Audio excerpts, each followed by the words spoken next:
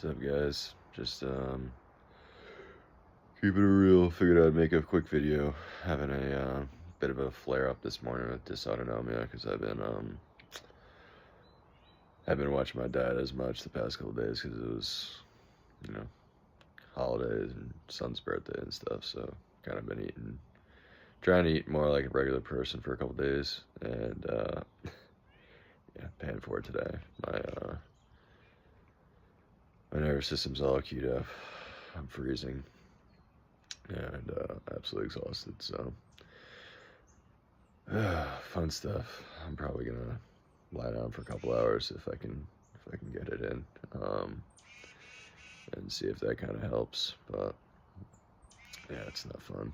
And this is a flavor of dysautonomia that I got from my Chiari. Um, I'm super sensitive, like GI problems, and if I basically eat food that I don't cook myself, because I'm now allergic to very common ingredients like black pepper. The piperine basically just, I don't know what it does. It does something to my GI tract and my nervous system, and it basically makes everything more sensitive. And post-op, I can get away with it for like a meal or two if it's like a small ingredient, but I just overdid it with, eating the same thing a few times in a row. And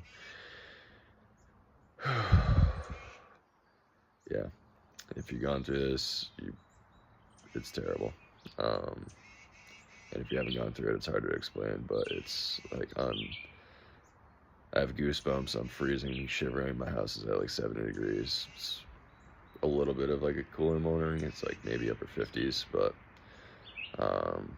yeah, I just took some medication, so I kind of feel it's starting to kick in a little bit, but it doesn't really cure it, it just kind of takes the edge off. So the only thing I really do is lie down, and that bird is really loud.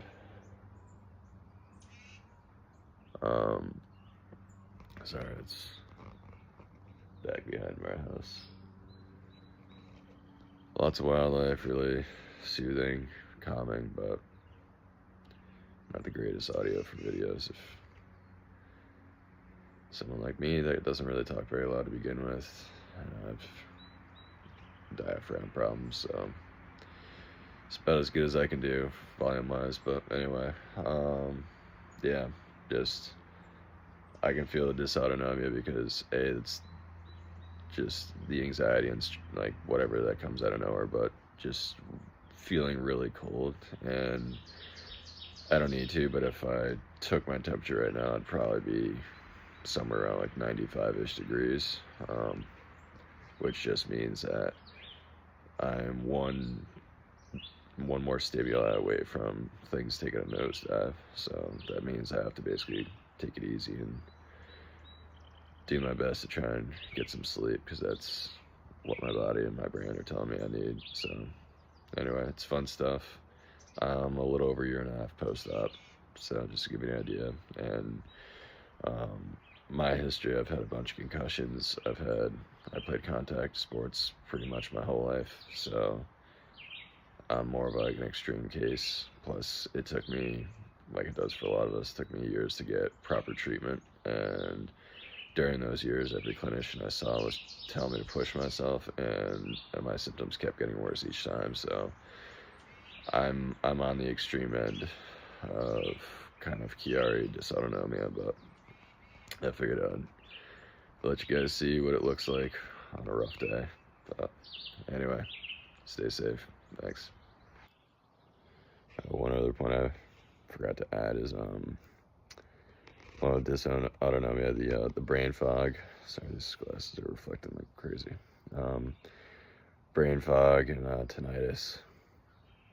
And my kid got me sick, so that's why I sound like this. But yeah, those two things combined, along with all the other things I just pointed out, that's what makes like day-to-day life function like absolutely either impossible or extremely difficult.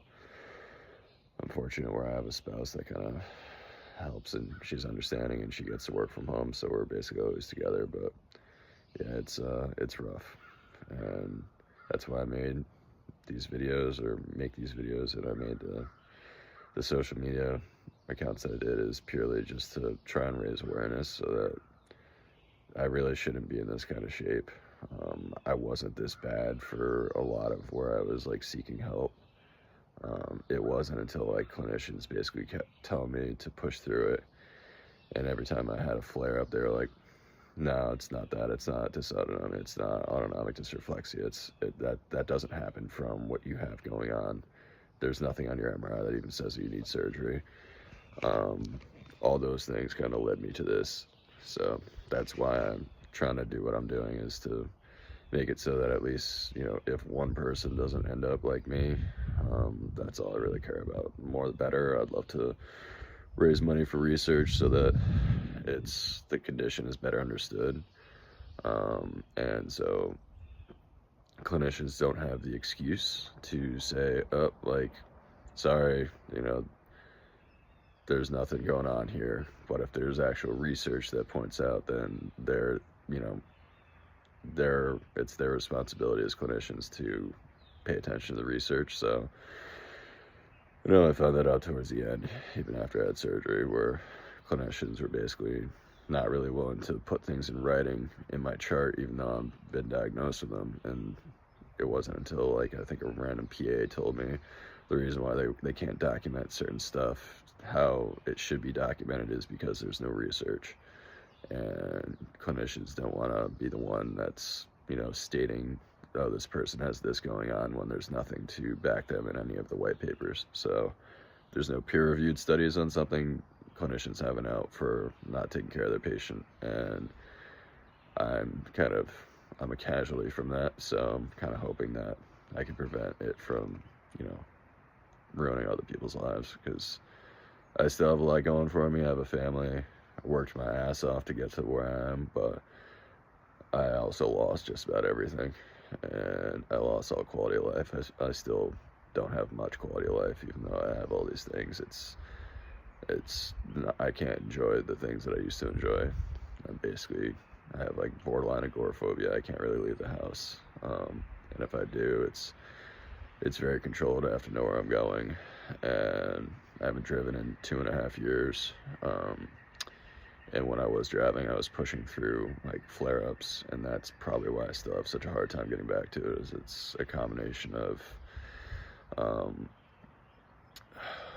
like physical symptoms and, you know, central nervous system triggers, along with just learned behaviors. So again, doing this to try and raise awareness. But anyway, till the next one, I'm gonna go try and see if I can find a chance to lie down, maybe reset my nervous system a little bit. But anyway, thanks guys.